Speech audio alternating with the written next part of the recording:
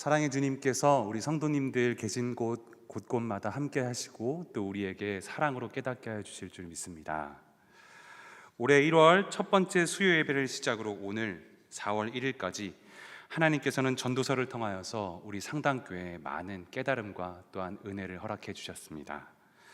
특별히 코로나로 인해 마치 온 세상이 멈춘 듯한 이 시기를 보내며 정말로 전도서의 말씀을 깊이 깨닫게 됩니다. 사람은 아주 조금의 미래도 내다볼 수 없으며 죽음 앞에서 너무나도 나약하고 또 사람이 중요하다고 생각했던 모든 것들이 헛되고 헛되며 헛되고 헛되다는 것을 깨닫게 됩니다. 그리고 이 세상을 살아가면서 정말 중요한 것, 정말 소중한 것이 무엇인지 말씀하시는 전도서 앞에서 그저 우리의 무지함을 고백하며 창조주 하나님을 다시 한번 깨닫게 해주심에 감사드린다고 고백할 수밖에 없습니다. 오늘 전도서의 마지막 말씀을 통하여서 다시 한번 우리의 창조주 되신 하나님을 깨닫고 하나님을 경외하는 성도님들 되시길, 우리 상당교회 되기를 간절히 바랍니다.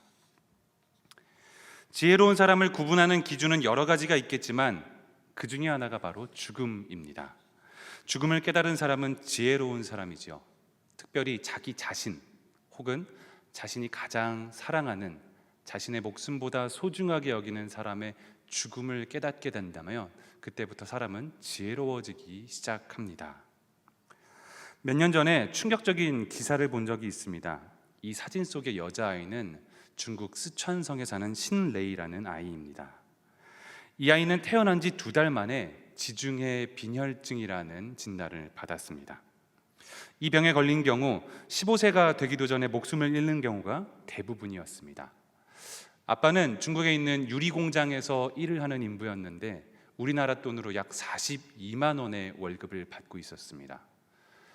열심히 성실히 일하면서 모았던 전 재산, 우리나라 돈 약 2,350만 원 정도의 돈을 온전히 다 딸을 치료하는 데 사용했습니다. 뿐만 아니었습니다. 여전히 치료하는 데는 돈이 많이 필요했고 그래서 주변에 있는 사람들에게 계속해서 돈을 빌렸습니다.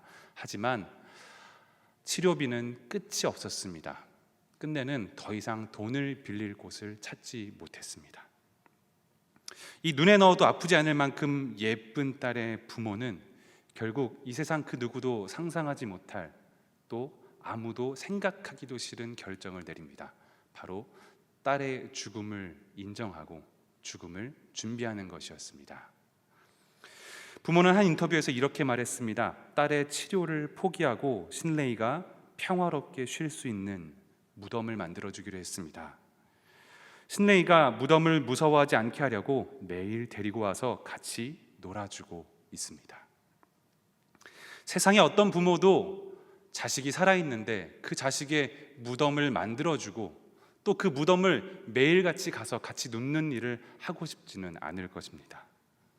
하지만 신레이의 아빠와 엄마는 자신의 목숨보다 소중한 딸의 죽음 앞에서 할 수 있는 일이 아무것도 없음을 깨닫고 그 죽음을 인정하고 받아들이며 아빠와 엄마인 자신들과 똑같이 자신의 딸도 그 죽음을 인정하고 평화롭게 받아들이길 바라는 것이었습니다. 제가 처음 이 기사를 봤을 때 이런 생각이 들었습니다. 아빠가 정말 최선을 다한 게 맞을까? 아빠로서 살아있는 딸의 무덤을 만들고 그 무덤에 적응하게 할 수 있는 것, 그것밖에 할 수 있는 일이 정말 없었을까? 하지만 결국 저는 이 아버지가 자신이 할 수 있는 모든 것을 최선을 다해서 다 해냈고 이제 자신이 딸에게 줄 수 있는 가장 필요한 것, 지금 가장 소중한 것을 딸에게 준비해주고 있다는 생각이 들었습니다. 어찌 보면 이 중국의 작은 시골 마을의 한 아빠는 인생의 가장 슬픈 경험을 통해서 지혜를 깨달아가고 있는 것 같습니다. 사랑하는 여러분, 우리도 이 아빠와 딸처럼 자신의 무덤 혹은 사랑하는 이의 무덤을 준비해두고 누워본다면 인생의 지혜를 깨달을 수 있을까요? 언젠가 모든 사람은 전부 다 죽음을 맞이하게 된다. 그 죽음 앞에서 우리는 무엇을 준비해야 할까라는 질문을 던져보고 싶습니다. 오늘 본문 14절 전도서의 가장 마지막 절입니다. 같이 함께 보시겠습니다. 하나님은 모든 행위와 모든 은밀한 일을 선악간에 심판하시리라. 아멘. 모든 사람은 반드시 죽음을 맞이합니다. 그리고 죽음 너머에는 하나님의 심판이 기다리고 있습니다. 본문은 하나님께서 모든 행위와 모든 은밀한 일을 심판하신다라고 말씀하십니다. 이 말은 하나님께서 우리의 모든 행위를 알고 계신다 뿐만 아니라 우리의 모든 은밀한 일까지도 전부 알고 계신다라는 뜻이지요. 은밀한 일이란 자기 자신만 안다는 뜻입니다. 아무도 보지 않을 때, 아무도 들리지 않게 나 혼자 했었던 일이라는 것이지요. 한 사람이 어떤 사람인지 가장 명확하게 보여주는 시간, 그가 어떤 사람인가 스스로 증명하는 시간은 바로 혼자 있을 때입니다. 사람은 자신이 혼자 있다고 생각할 때 아무도 모른다고 생각하기 때문에 누구도 의식하지 않고 자신이 진짜 원하는 것을 행하게 됩니다. 사람은 누구나 자신이 원하는 것을 혼자 있을 때 행하게 되는 것이지요. 저희 부끄러운 이야기를 한 가지 하려고 합니다. 제가 29살에 자동차를 처음 샀습니다. 그해 제가 처음으로 전도사 사역을 시작했고 또 신학교에도 다니고 있었고 또 선교단체에서도 일을 하고 있었기 때문에 짐도 많았고 이동거리도 많아서 부득이 작은 중고차 한 대를 샀습니다. 저는 원체 겁이 많아서 처음 운전을 시작할 때 정말 조심조심 운전했습니다. 저희 집이 골목 안에 있었는데 집으로 들어가거나 집에서 나올 때 그 골목을 지날 때면은 정말 천천히 차를 멈춰 세우고 창문을 열고 창밖으로 고개를 내밀며 어떨 때는 차에서 내려서 앞과 뒤를 살펴보면서 10분, 20분 동안 그 골목을 나왔던 기억이 있습니다. 그래서 차를 샀는데 오히려 더 오랜 시간을 준비해서 나와야 했지요. 하지만 제가 혼자 그렇게 골목을 나올 때는 그렇게 눈치가 보이지 않았지만 제 뒤에 다른 차가 있었을 때는 정말 눈치가 많이 보였습니다. 혹시나라도 그분이 클락션을 빵빵 누르면은 연신 미안하다고 죄송하다고 말하고 계속 고개를 숙이곤 했습니다. 그때는 초보인지라 정말 미안하고 죄송한 게 많았던 것 같습니다. 그런데 제가 2달, 3달 운전을 해나가면서 운전이 조금씩 적응이 됐습니다. 그러면서 차 안에서의 저의 태도도 바뀌어 갔습니다. 이제는 제가 제 앞에 있는 차 초보자가 답답해하면서 조금씩 운전해 나갈 때 제가 뒤에서 클락션을 누르기 시작했습니다. 고속도로를 달리는데 갑자기 깜빡이도 켜지 않고 위험하게 들어오는 차를 볼 때면은 저도 모르게 분노가 일었습니다. 때로는 험한 말도 내뱉었습니다. 하지만 제 자신이 바뀌어 간다는 것을 저는 느끼지 못했습니다. 그런데 어느 날 아주 우연히 블랙박스를 꺼내게 된 일이 있었습니다. 그 블랙박스를 꺼내서 보는데 제가 너무나 깜짝 놀랐습니다.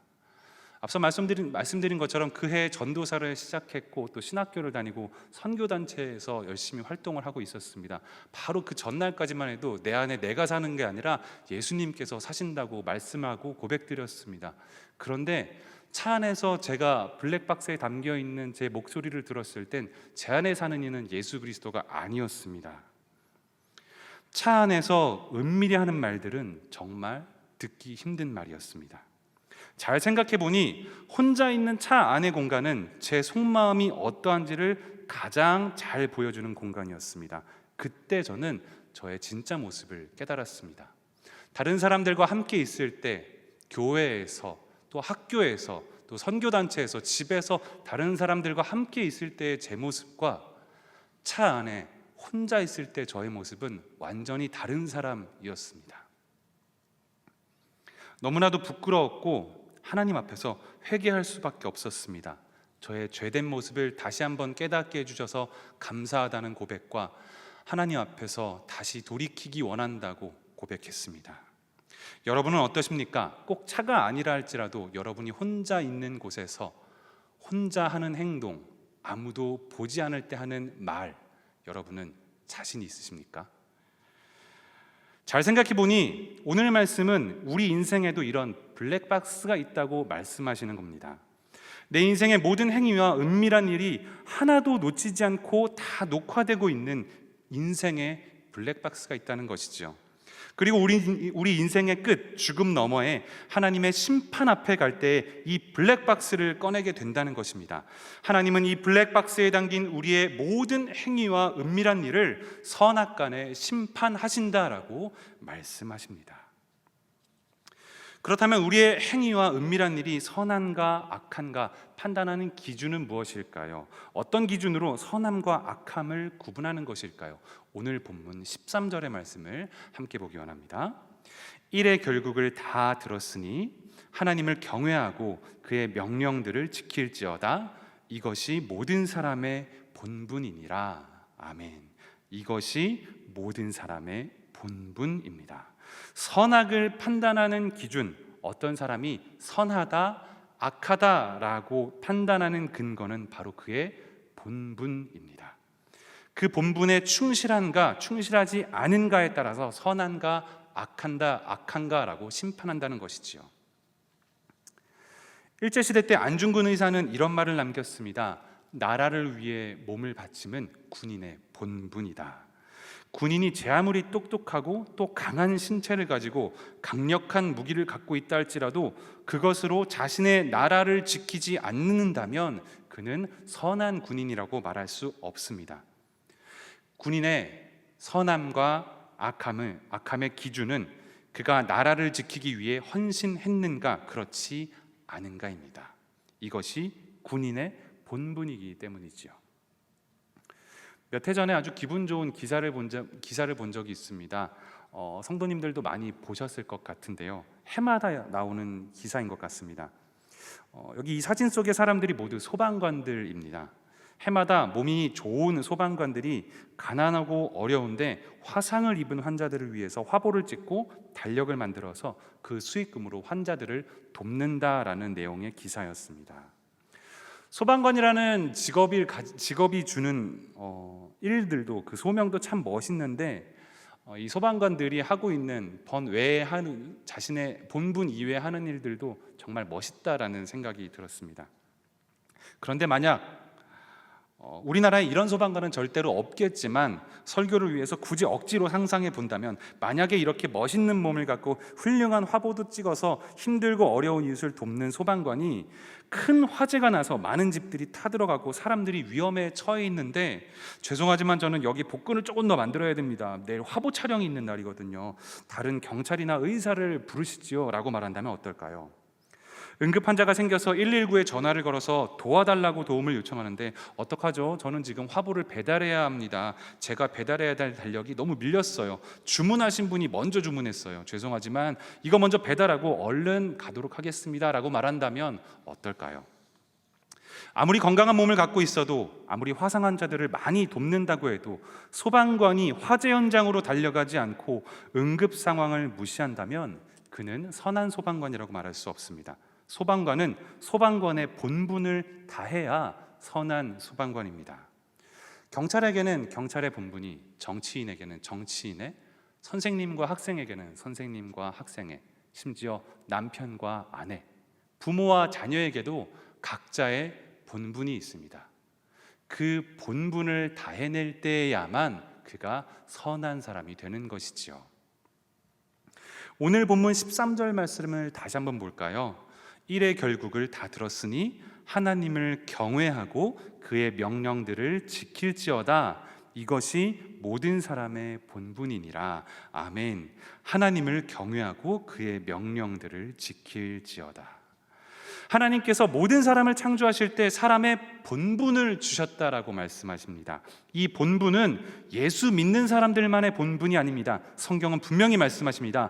모든 사람, 하나님께서 창조하신 모든 인간이 마땅히, 당연히, 반드시 해야만 하는 본분, 의무라고, 모든 사람은 이 본분에 충실했느냐 그렇지 않느냐에 따라서 그가 선한가 악한가 심판받게 된다고 말씀하십니다.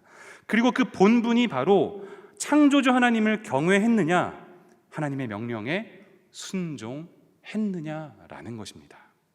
그러므로 우리가 하나님을 경외할 때 우리는 본분에 충실한 선한 사람이 되는 것이고, 하나님의 명령을 거스를 때 우리는 본분에 실패한 악한 사람이 된다는 것입니다. 사랑하는 여러분, 오늘 말씀은 전도서의 가장 마지막 말씀입니다. 전도서의 맨 처음 시작을 기억하십니까? 코엘렛은 전도서 1장 2절에서 헛되고 헛되며 헛되고 헛되니 모든 것이 다 헛되다라고 고백했습니다. 그리고 12장에 걸쳐서 이 헛되다는 말을 끊임없이 반복하고 있습니다. 내가 수고한 모든 것이 헛되다, 내 재주도 헛되다, 다스리는 백성이 많아도 나라가 커도 헛되다, 풍요도 헛되다, 어릴 때와 검은 머리의 시절, 내 전성기와 같은 소중한 시절도 다 헛되다, 자랑도 헛되다, 세상의 지식도 헛되다, 헛되고 헛되도다, 모든 것이 헛되도다. 아담으로부터 시작된 모든 인간의 인생은 전부 다 헛되다라는 말씀이죠. 인생이라는 것이 허무함 그 자체다라는 이야기입니다. 전도서는 헛되다라는 말로 허무함으로 가득 차 있습니다.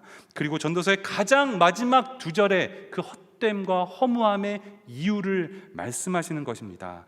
이래 결국을 다 들었으니 이제 결론을 말하겠다.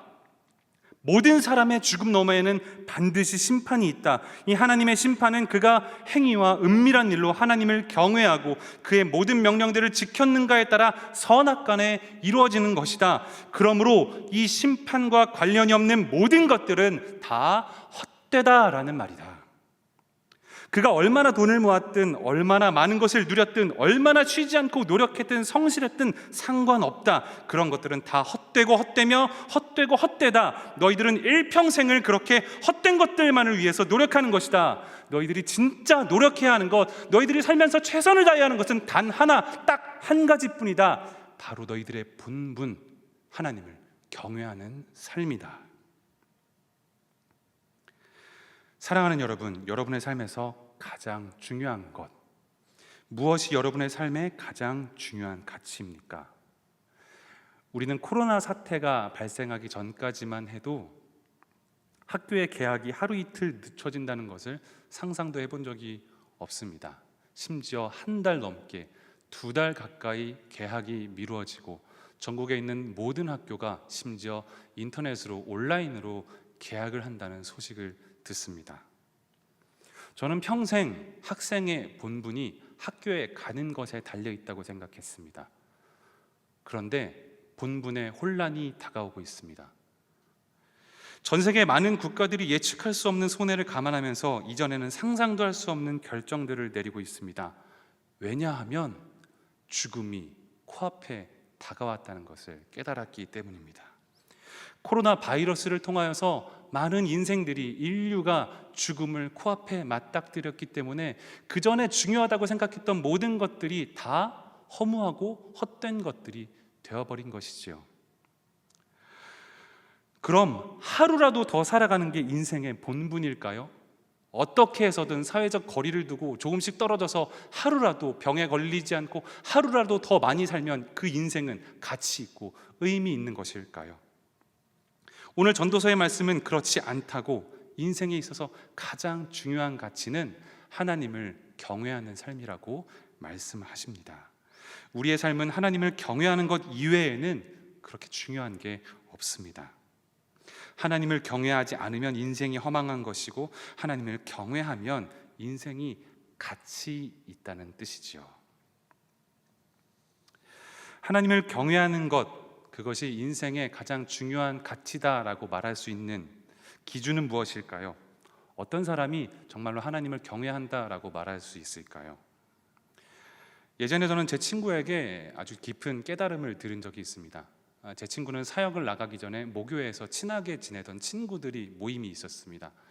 그런데 이 친구들 사이에 작은 오해가 생겼고, 그 오해를 바로 해결하지 않고 조금씩 시간을 미루다 보니 오해의 골이 조금씩 깊어갔습니다. 그리고 제 친구는 사역을 나가고 또 다른 친구들은 교회로 옮기기도 하면서 그 모임이 조금씩 소원해졌습니다. 결국 서로 연락하지 않고 대면대면한 관계가 되었지요. 그러던 어느 날 그 친구들 중에 한 명이 암에 걸렸다는 소식을 전해 듣게 되었습니다. 제 친구와 그 친구들은 다 함께 모여서 암에 걸린 친구를 찾아갔지요. 안타깝게도 그 암에 걸린 친구는 먼저 하늘나라에 가게 되었습니다. 그런데 의미 있는 것은 그 친구가 하늘나라로 간 뒤에 남은 친구들이 더 돈독한 관계가 됐다는 것이었습니다.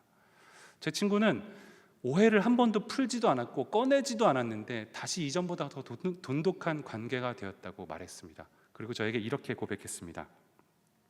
그때는 어떻게 그럴 수 있느냐며 마음이 많이 상했고 정말 화도 많이 났지만 막상 우리 중 누군가의 죽음을 앞두니 우리가 정말 아무것도 아닌 일로, 별것도 아닌 걸로, 정말 신경 쓸 것도 아닌 걸로 다퉜다는 걸 알게 됐어. 정말 중요하다고 생각했던 게 죽음 앞에서는 사실 별거 아니더라. 그렇습니다. 우리는 종종 화를 내기도 하고 기뻐하기도 하죠. 그 기준은 내가 중요하게 여기는 가치 때문입니다. 내가 중요하게 여기는 가치를 누군가가 훼손한다면 분명히 화를 냅니다. 중요하게 여기는 만큼 화를 냅니다. 반대로 내가 중요하게 여기는 가치를 존중받을 때 우리는 기뻐하지요. 전도서 말씀은 우리가 화를 내고 또 기뻐하는 기준은 하나님을 경외하는 삶에 있다는 것입니다. 예수님의 삶이 그랬습니다. 예수님은 제자가 당신을 팔아넘길 때도 화를 내지 않으셨습니다. 그런데 하나님의 전에서 장사하는 사람들을 보자 불같이 화를 내셨습니다. 상들을 뒤엎으셨습니다. 채찍을 드셨습니다. 왜냐하면 하나님을 경외해야 하는 사람들이 하나님을 경외하는 장소에서 오히려 하나님을 멸시하고 있었기 때문이지요. 예수님의 화의 기준은 하나님의 경외에 달려 있었던 것입니다. 설교를 준비하면서 제 자신을 돌아봤습니다. 나는 무엇에 화를 낼까? 나는 무엇에 기뻐할까? 정말 솔직히 돌아보건대 저는 제 자존심이 중요한 문제였던 것 같습니다. 내 자존심을 긁을 때, 내 자존심에 상처를 입힐 때 저는 분노했던 것 같습니다. 예수님을 경외하는 사람은 알량한 자존심 따위 그렇게 중요한 것이 아닌데 하나님을 경외하는 것 이외에는 그렇게 화낼 일이 없는데 오히려 나 때문에 화를 내는 것이었죠. 사실 우리는 하나님을 경외하는 것과 상관없이 화를 내거나 또 세상적인 즐거움 때문에 기뻐하는 경우가 많습니다. 내 집값이 오르거나 내린다는 것에 기뻐하거나 슬퍼합니다.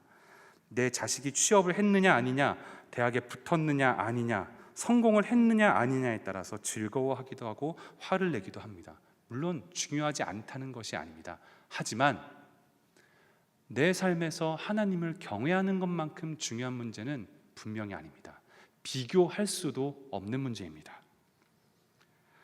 정말로 우리가 하나님을 경외한다면 우리는 이렇게 고백해야 합니다. 내 첫째 아이가 이번에도 취업이 잘 안 됐어. 벌써 몇 번째 떨어진지는 잘 모르겠어. 우리 둘째 아이도 대학에 또 떨어졌어.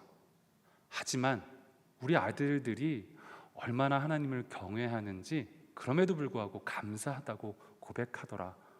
난 내 아들들이 너무너무 자랑스러워. 얼마나 떨어졌든 상관없이 내 아들들이 하나님을 경외하는 삶을 살기만 한다면 그것으로 나는 만족해. 이렇게 고백해야 한다는 것이지요. 이런 자랑을 하는 것이 정말로 하나님을 경외하는 사람이라는 것입니다. 우리의 기쁨과 슬픔, 분노와 자랑의 기준은 오로지 하나님을 경외하는 삶이 되어야 하고 하나님을 경외했다면 기뻐하고 자랑해야 하며 하나님을 경외하지 못했다면 슬퍼하고 부끄러워해야 한다는 것입니다. 이것이 하나님을 경외하는 것이 중요한 가치라고 생각하는 사람의 모습입니다. 하지만 이 땅의 사람들이 죽을 때까지 이 사실을 깨닫지 못하기 때문에 전도서는 인생의 모든 것이 헛되고 헛되다고 끊임없이 말씀하는 것입니다. 본분, 사람에게 주어진 본분과 상관없는 것에 목매달고 애쓰고 노력하며 그딴 것에 기뻐하고 슬퍼하며 하나님을 경외하는 것과 아무런 관련 없이 분노하고 자랑한다는 말입니다. 그렇게 쌓은 것들은 죽음 뒤에 있는 하나님의 심판 앞에서 아무런 쓸모가 없는데도 말입니다. 사랑하는 여러분, 저와 여러분 모두에게 묻고 싶습니다. 우리는 반드시 죽을 수밖에 없는 존재이며 죽음 너머에는 하나님의 심판이 있습니다. 우리는 이 심판 앞에서 네, 저는 저의 본분을 다 해냈습니다 라고 대답하실 수 있습니까? 제 모든 삶의 행위와 은밀한 일들은 하나도 빠짐없이 매 순간 하나님을 경외하며 그 명령들을 기쁨으로 순종하는 일들로 가득했습니다. 저는 자신 있습니다. 제 인생의 블랙박스를 얼른 열어봐 주십시오라고 말씀하실 수 있습니까? 아니면 헛된 말들, 헛되고 헛된 노력들, 헛되고 헛되며 헛되고 헛된 행위들로 가득할까 봐 블랙박스 앞에서 두렵지는 않으십니까? 사실 모든 인간은 자신의 모든 행위와 은밀한 일로 하나님을 경외하기 어렵습니다. 저는 자신이 없습니다. 저는 제가 하나님을 경외하는 삶을 내 모든 행위로 증명했다고 고백하기 어렵습니다.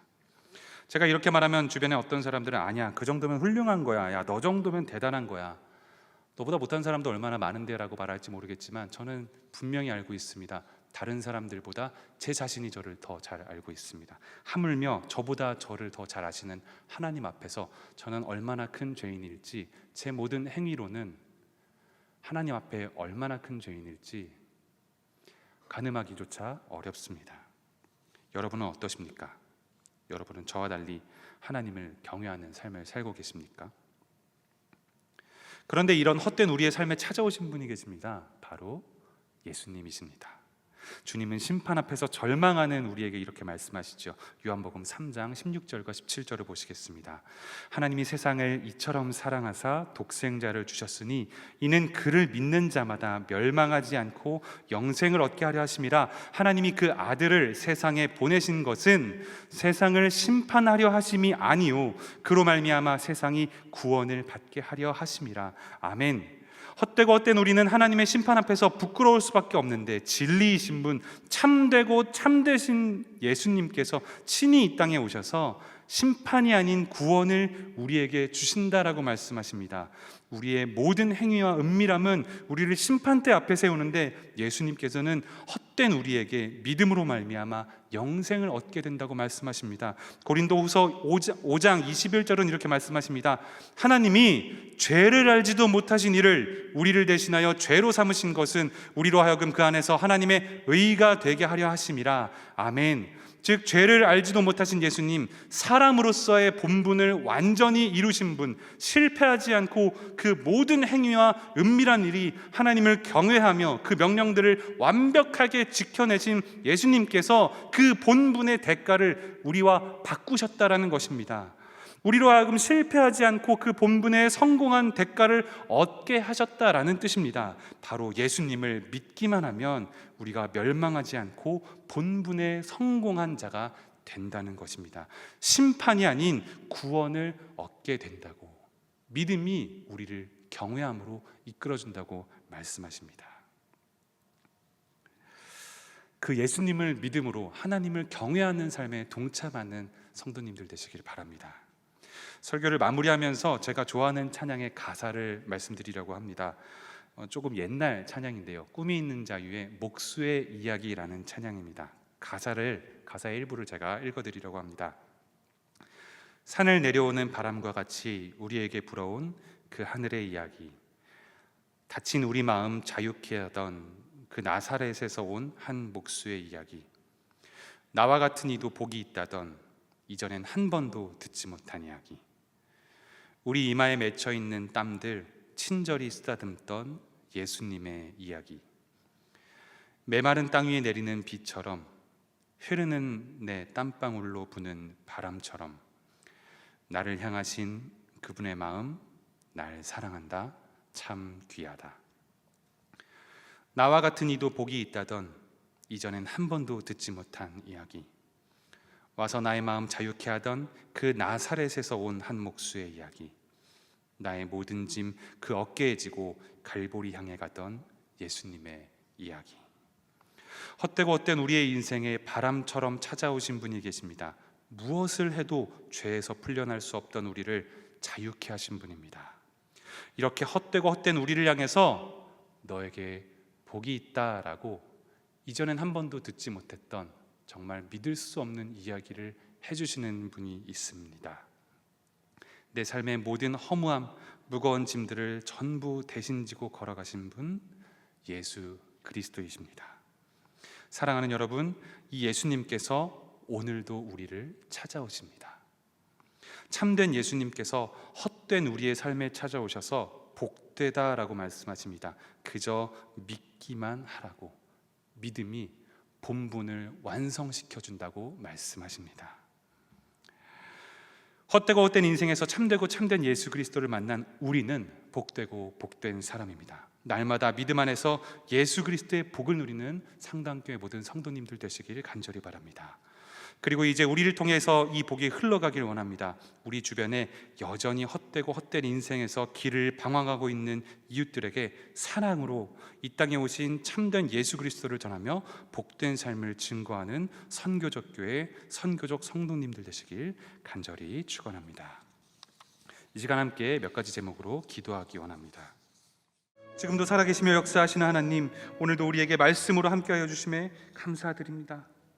주신 말씀 따라 진리의 길을 걷는 상당교회가 되게 하여 주시옵소서.